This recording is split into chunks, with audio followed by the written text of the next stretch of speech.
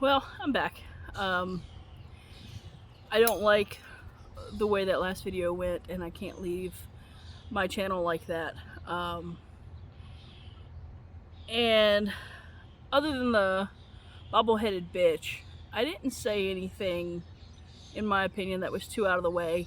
I definitely didn't say anything that wasn't factual, but I felt bad since I posted it because I know that I probably hurt some people, but then I question, do those people even have feelings?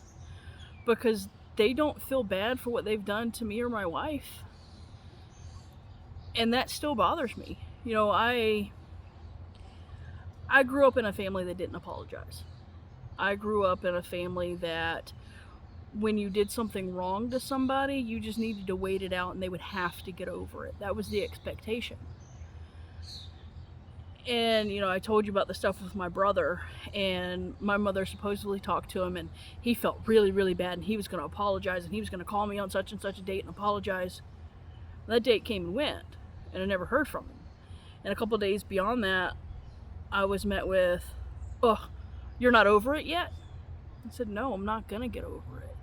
Because I set that boundary that people aren't going to treat me a certain type of way without having to show accountability. And accountability is something that has never, ever once been in my family.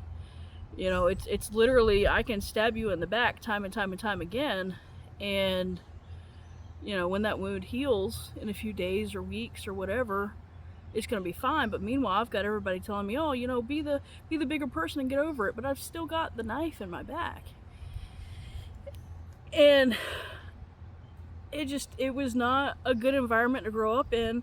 And I always knew, like, even into adulthood, like, you just got to get over it.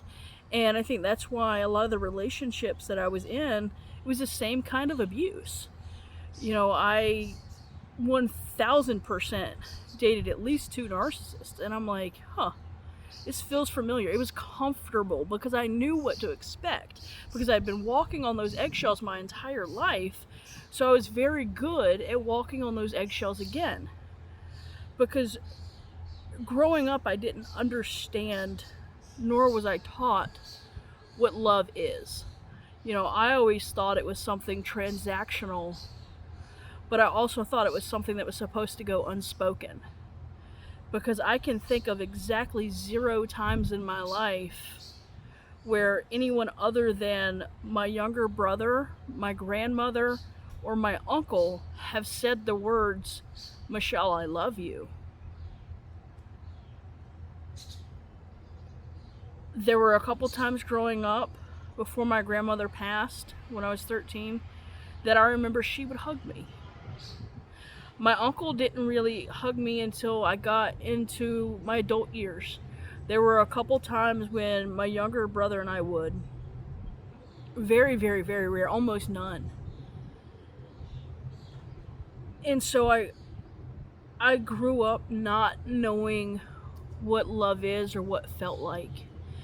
And watching things on TV and staying over at my friends' houses and seeing how their parents did things, it was really weird to see somebody get tucked in at bed and told, "I love you," or "I'll see you in the morning," compared to, "Get your ass to bed before I beat it." And I'm like what? It was weird to me.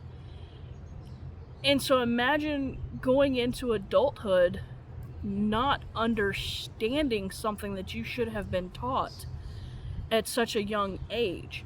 Imagine trying to date somebody and not knowing what love felt like. And now you're an adult in the world trying to navigate those things.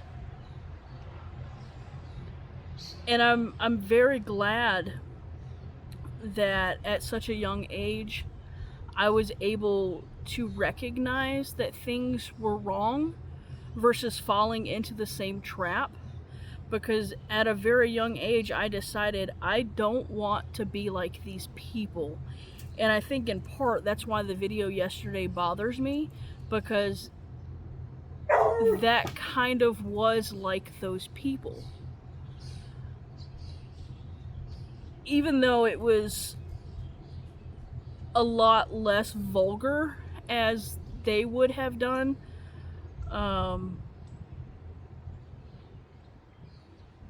And mine was actually factual,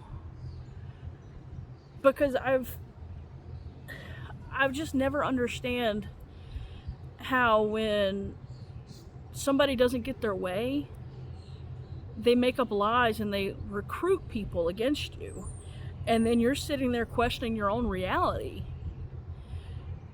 I mean, the majority of my life has been nothing but confusion. And that's when I finally really understood what gaslighting is. And I've essentially been gaslit my entire life.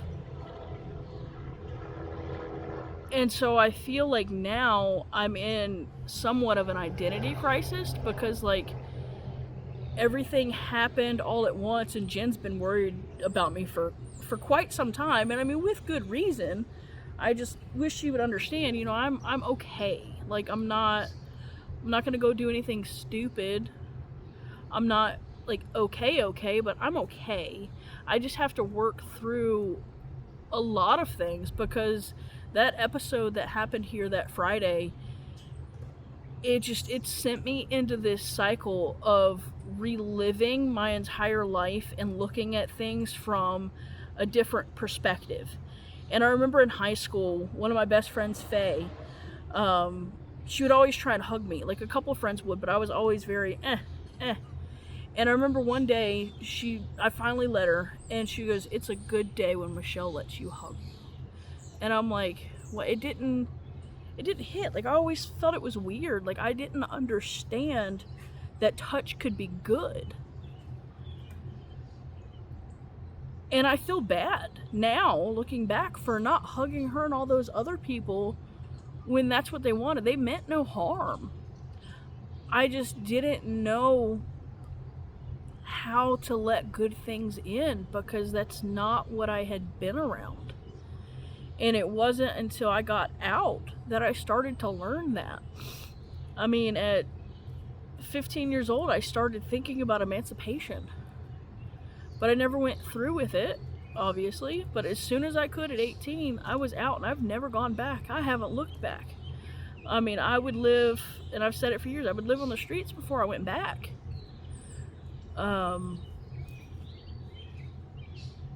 It was just, growing up was hard, and learning the things that I've learned since then, with it constantly replaying in my brain, it's just making it harder. And life is hard enough without keeping people in your life that do make it harder. And I think the only way to heal and grow is to let it all go. You know, if you don't have good intent, or you can't bring value to a relationship, then you don't belong. And it's a really hard pill to swallow. And I'm sure it's hard for them too. They won't admit it, but you know, I've been the one that they've always called. And I've always shown up. And it's always sucked, because a lot of times I did it out of obligation. But, you know, in the little bit of time that I was taking care of my grandfather, on 3 separate occasions, I saved his life. 3. That man, stubborn, doesn't want to go to the hospital. I get it. I don't want to go either. But, like, you literally wait until I'm like, yeah, you don't have a freaking choice. Your blood pressure is 60 over nothing. Like, we're going. And both my wife and I have wiped his ass. And he turned on us. But sadly, I'm not surprised by that, because we never had anything growing up. You know, I told my wife back in January, when we started really stepping up and being the one there for him, I was like, this feels weird, and it feels like I finally get the relationship with him that I've always wanted. I was like, you know, it's timing out that I'm losing my career, and I'm going to be able to be here to take care of him and make sure that he is taken care of the right way. And I finally get to know him. But that didn't last. He went back to the person I knew that he was. And that sucks. Like, I gave you a chance when I shouldn't have. And you betrayed that. You attacked both me and my wife. And we're just supposed to get over that. You still expect us to be at your beck and call. It's not how it works. We're not going to put ourselves into an environment where we're going to be belittled and berated, and it's just not going to happen. So I guess in a way I'm grateful for the couple good months we did have where I got to learn a lot about you, and you were actually nice. That's not what I'll remember most. It'll be how you turned on me in my living room. How you proved to me that you were exactly the person that I thought you were. It's a tough pill to swallow, especially since you adopted me when I was 6 years old. But that's neither here nor there. And my mother did the same shit. You know, all my life she's been jealous of me, and she'll admit she has low to no self-esteem. But you're supposed to try and elevate your children and wish them well, not just marry it. Well, I didn't marry it. I became somebody that people could look up on. I became somebody who made something of their life. I became somebody who was financially able to afford a life. But that was always thrown in my face. Ah, you make good money. You can pay for this. Da da da da da. Like all different things. Like I didn't have the support from her that I should have had. And you shouldn't be jealous of your children. You should want your children to do better than you did. It's not your child's fault that they did better than you. You shouldn't resent them for that. And it's been funny that, you know, since I went medical, it's always been one of two things. It's been very convenient when a family member needed something, because Michelle was the one to call. But when there wasn't a medical need, you're not a doctor. You don't know anything. You have little medical training.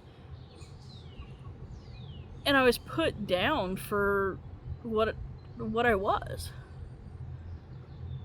So it's like, make your mind up. Like, I'm only a medical provider when it suits you.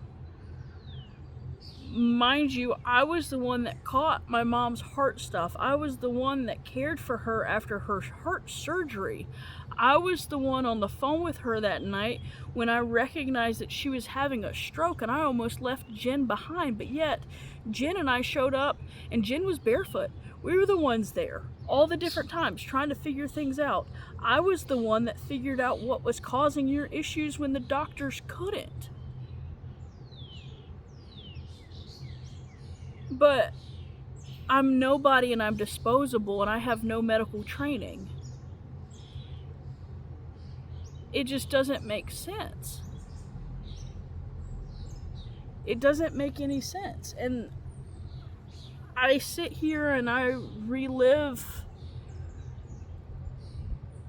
everything from what I can remember, and I realize that I blocked out a lot of my childhood memories. And I mean, I've known that, but I think I've blocked out more than I thought I had. I mean, growing up with nothing but yelling and beatings, that's tough. Questioning if anybody loves you and truly believing that they don't, that's hard.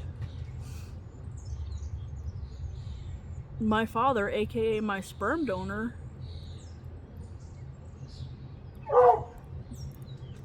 choosing things to say and not to say here, growing up just essentially being his workhorse or his punching bag, and then all of a sudden he just disappears and comes back with a new family, and he doesn't give you the time of day, but her kids he has on a pedestal, and her kids are pieces of shit, so they just rub that in y'all's face.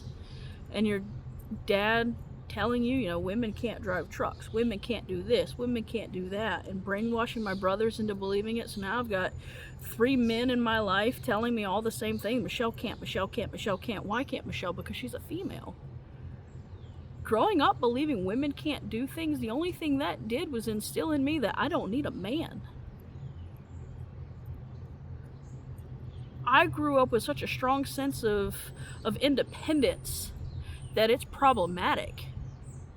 Because I learned that those people that are in your life that are supposed to be there won't be there when you truly need them, so you have no choice but to figure it the fuck out yourself. And that's what I did. That's what I did then. That's what I do now. It's probably what I will always do, because that is what is ingrained in me, and asking for help is one of the hardest things that I can do. I'm slowly sometimes learning how to do that, but I'm not very good at it. Oh, hang on one second. Maggie, come here. Maggie is on the porch on my freezers looking out the window. Mags, come here. Mags. This dog, I love her to death, but y'all, she dumb as hell.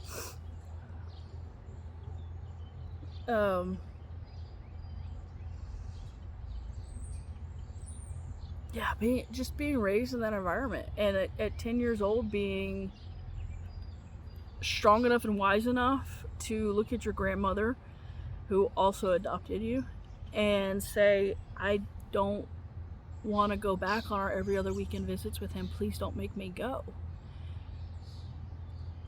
And she's saying, okay, honey, you don't have to. So at 10 years old, being wise enough to cut somebody out that was detrimental to your well-being, I think is strong as hell. And there have been so many times throughout the years that I felt that I needed to do that with some of the others, and I didn't have the strength to do it because it felt wrong, and there was always something popping up. And I felt like I had to be the one that was there. They needed me. And they did need me. They needed to continue to be able to control me. And if I wasn't there, they couldn't control me. Because anytime I got too far away, they all had to play the game of how do we get her back? What do we come up with to make her come back? And I always went. Up until this year with my little midlife crisis or identity crisis or whatever this is.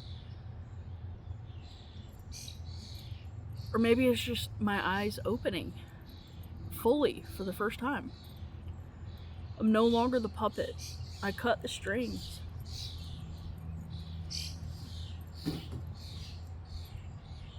But I just don't know.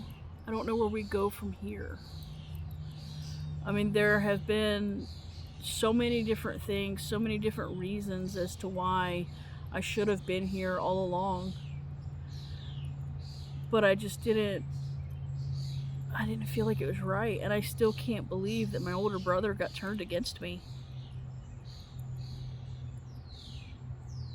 That's probably the most baffling, because I knew it from my grandfather. I knew it from my mom.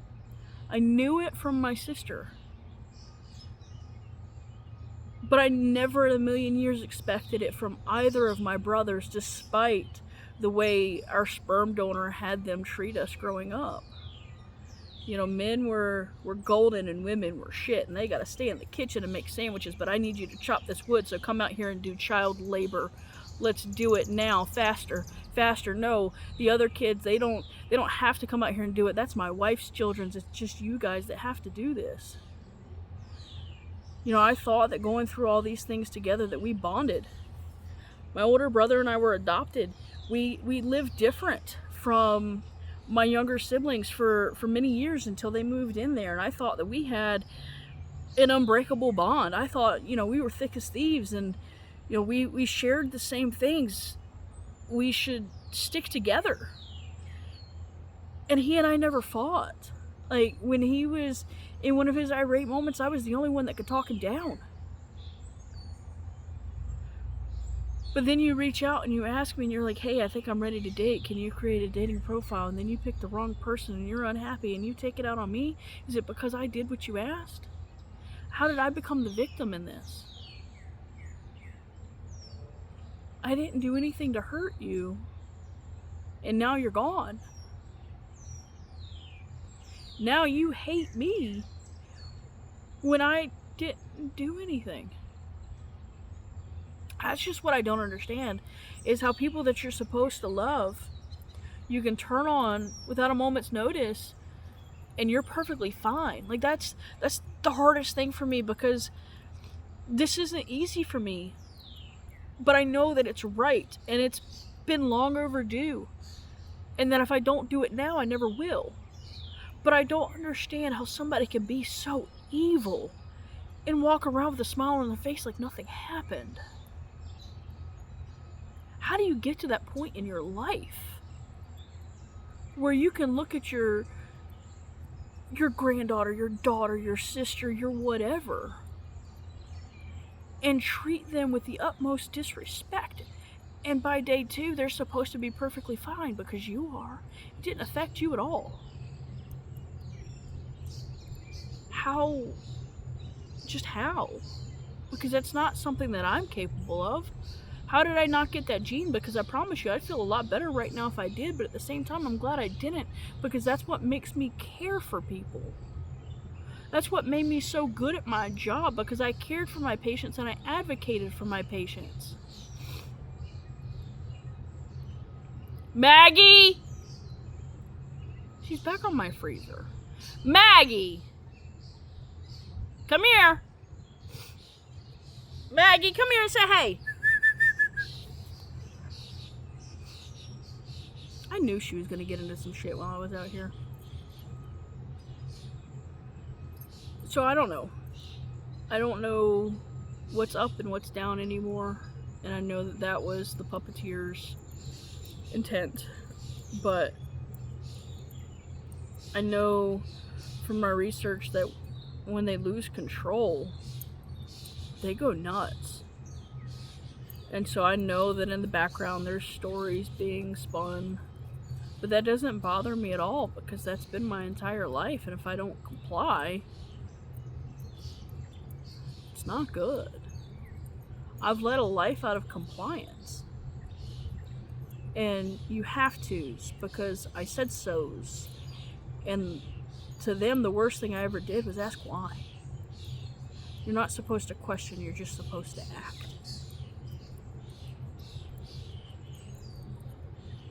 And all they want is for you to react, so that then they have ammunition to use against you in the future.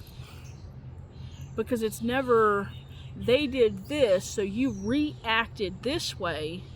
It's, do you see how when she reacted, she became the problem? And the sad thing is that this is so embedded in the family that I don't feel like they're ever going to be able to make changes. You know, we're now into 3 generations, and I hope to God my nieces don't end up getting this as well. I mean, it's very interesting how there's only been a few of us that have our eyes open, and I'm navigating this differently than they are, because they're very hands-off, but they come around when it's absolutely necessary or for the holidays. But I'm going no contact because I feel like that's the best for my sanity, because now they know that I don't have a job and I can't say, oh yeah, I picked up an overtime shift, I can't be there. I don't have that out anymore. Now it's I don't want to.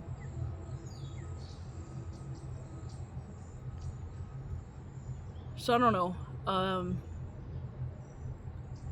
I don't feel like I've said anything too out of the way in this video, and I don't feel like I gave too many grave details that will be problematic, but I didn't grow up in a happy, loving home.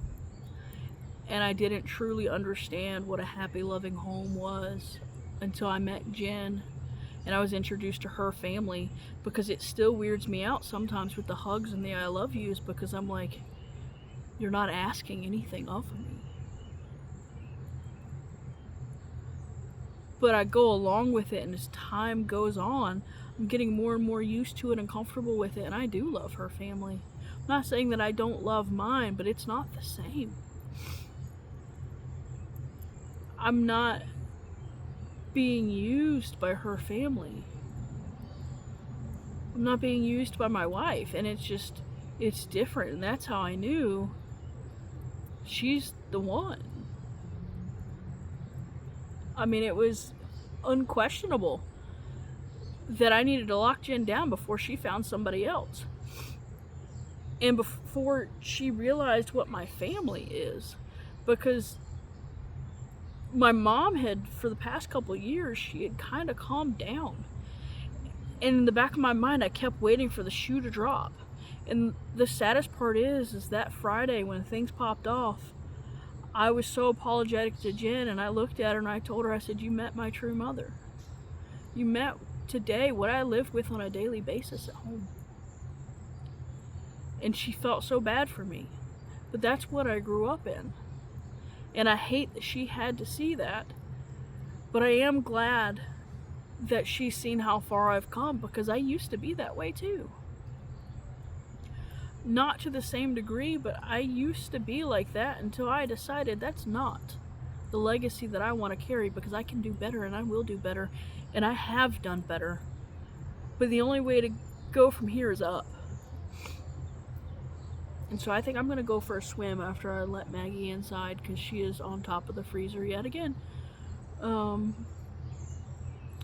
yeah, I just wanted to come on here and say that I'm not a vindictive asshole and I feel like a jerk. Even though I know I shouldn't. But I'm not going to let this channel end, because it's not fair.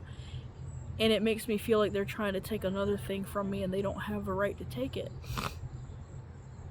So there probably will be a little break. But I'm not going anywhere. I still have things I want to show you and things I want to tell you. By the way, things I want to tell you, my beetles are beetling hard. They're like legitimately all beetles now, and they're just moving around, and it's very active in there, and Jen thinks it's disgusting. I mean, I kind of do a little bit, but it's science, okay? So I want to get back into that kind of stuff. And just trying to live this retirement to its fullest and still work through some of the things and come out better for it in the end. You know, I still don't know why my career ended. I still don't know why things hit the fan with my family. But I've always believed everything happens for a reason, and well, I've just got to stick around and try and find that reason. So, this morning started as a broken day, but I'm going to make it a bent day, and I'm going to get off here, and I'm going to get to doing, I don't even know what yet, but I'm going to get to doing something to change my mindset, because this is not how I want to live my life. I'm not going to allow them to continue to control my thoughts and my feelings and my emotions, because they don't deserve it. So, be a good person, be kind, hug people, tell them you love them, do all the right things, and don't let people break you.